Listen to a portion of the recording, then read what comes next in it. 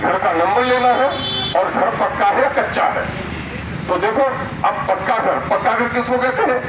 सरकारी डिफिनेशन में पक्का घर वो है जिसकी छत पक्की हो, दीवारें उठा ली, अगर आप ऊपर में घास फूस या टीन डाले हो, वो कच्चा मकान है, पक्का मकान नहीं है। और ये बेईमान ऑफिसर वहां कहता नहीं ये भी पक्का मकान है। मैंने कहा किस बाप ने तुमको सिखाया? ये मामला ये है कि वो आप उसको कच्चा मकान लिखवाइए और उसमें सिर्फ क्या है, उसमें लकीरें चलाई जाएंगी कच्चा मकान के लिए और पक्का मकान के लिए ट्रिंगरों एक मुसल्लस बनाया जाएगा। वो आपको देखने की जरूरत है।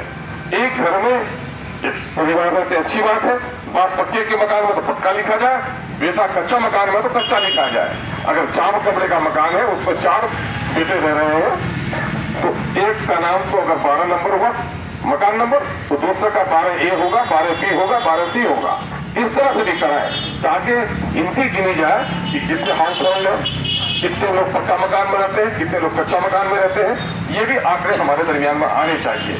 ये लड़ाई इजाफी तौर पर मैं इंफॉर्मेशन के तौर पर कर रहा हूँ, लेकिन मैं इस वक्त आपके दर्द में आपकी दवा तलाश करने की इस तहरीक में अपने आप को शामिल समझता हूँ। आप जो लड़ाई लड़ रहे हैं, मैं समझता हूँ ये वाजिब लड़ाई है और इस वक्त जरूरत है सरकारी लोक कल्याणकारी जितनी भी योजनाएं हैं उसकी छोटी सबसे इकाई जो है वो वार्ड है। और वार्ड में अगर हमारा एक जागरूक आदमी, उस वार्ड का आदमी, पढ़ा लिखा आदमी अगर जागरूक हो जाता है, तो आज देखेंगे वहाँ आबादी के एतबार से उस इलाके में जितने भी हमारे किसान हैं उनको किसान क्रेडिट नहीं है। अभी किसान सम्मान जो दिया जा रहा है, किसानों को जो एक अनुग्रह अनुदान की राशि दी जा रही है, उसमें बहुत सारे किसानों का अब तक ऑनलाइन अप्लाई नहीं हो सका है। हमारे लोग डूब के मर जाते हैं, उनको अनुग्रह अनुदान की राशि नहीं मिल पाती है। खेतों की फसल आपकी चली जाती है, उनको राशि नहीं मिल पाती है। अभी बहुत सारी योजनाएं हैं जो प्रधानमंत्री के नाम से चलाई जा रही है। एक आदमी 40 से 60 साल की उम्र में अगर अपना वो खाते में पैसा जमा करता है तो आफ्टर 60 ईयर उसको 5,000 रुपए महीना मिलेंगे, है ना। इस तरह की बहुत सारी स्कीम है। उसके लिए अगर सबसे बेहतरीन कोई कार्य कर सकता है तो हमारा वार्ड सचिव कर सकता है। इसलिए वार्ड सचिव के मुतालबा बिल्कुल जायज है, सही है, जरूरी है। और आज के बदलते हुए सामाजिक कारनामे में एक काम और करने की जरूरत है।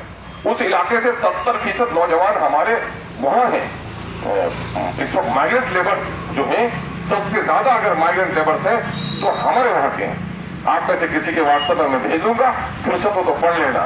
तो खबरें बड़ी शर्मिंदा करेंगी आपको। 25 तारीख की दैनिक भास्कर में खबर छपी, लीक की खबर थी। मैं हैदराबाद में था, पटने ही से मेरे एक दोस्त ने मुझे फोन किया कि अख्तर साहब आपके इलाके में ये क्या हो रहा है, क्या देखा था, खबर क्या सुनी थी।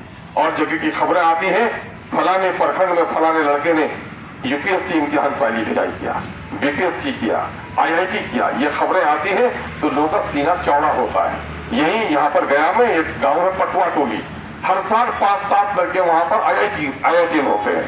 तो खबर पढ़कर लोगों का सीना चौड़ा होता है। लेकिन सीमांचल की जो खबर पढ़ी गई उससे सीना चौड़ा नहीं, आंखें शर्मिंदा और गर्दन झुक जाती है। गर्दन किस मामले में झुक जाती है कि सीमांचल, मैंने माफ करना मुझे, मैं इंफॉर्मेशन के कह रहा हूँ, 25 तारीख के दैनिक भास्कर खबर में छपी है कि कश्मीर से लेकर देखे व्यापार तक सिसक रही है सीमांचल की बेटी। ये कितनी शर्मिंदा खबर है। एक आदमी अपनी रोजी रोटी के लिए, अपने दो वक्त की रोटी और दवा के लिए जमीन बेच डालता है, न हो कड़े ले लेता है, न हो तो बाग की बनाई हुई ईंट की मिकान की ईंट बेच लेता है। बादशाह अगर गुलाम बन जाए तो अपने तख्त और ताज को बेच डालता है, लेकिन कोई बाज़मीर इंसान अपनी बेटी को नहीं बेचता। और आज सीमांचल की बेटियां बिक रही हैं। मेरे अजीज और मेरे भाइयों, चूंकि आप उस इलाके से हो, इसलिए मैं आपको खबर करना चाह रहा हूँ कि इस तरह की खबरें वहां आती हैं तो दिल गोया वो हो जाता, टुकड़ा टुकड़ा हो जाता है। उठो, इस वक्त ये लड़ाई मैं आपको इस दृष्टि से नहीं देख रहा हूँ कि सिर्फ आप लड़ाई लड़ रहे हो तो सिर्फ अपनी नौकरी के लिए लड़ रहे हो, बल्कि सीमांचल का उत्थान या गांव के ग्रामीण क्षेत्रों का उत्थान उस वक्त तक नहीं होगा जब वार्ड में बसने वालों का उत्थान नहीं होगा। और मैं समझता हूं कि उसके उत्थान की एक बड़ी कड़ी का नाम वार्ड सचिव है। इसलिए वार्ड सचिव की जो भी लड़ाई लड़ी जाए हम उसमें साथ हैं। आपकी लड़ाई और आपकी आवाज के साथ हम जहां तक लड़ना होगा, हम कदम ब कदम हर वक्त तो आपके साथ नहीं रह सकते, मेरी जिम्मेदारी अलग है। लेकिन जब भी आपको मौका पड़े मुझे बुलाइए और आपके मुद्दों को सरकार के कान तक पहुंचाने की मैं पूरी कोशिश करूंगा। बहुत बहुत धन्यवाद, बहुत बहुत शुक्रिया। और आप लड़ते रहिए।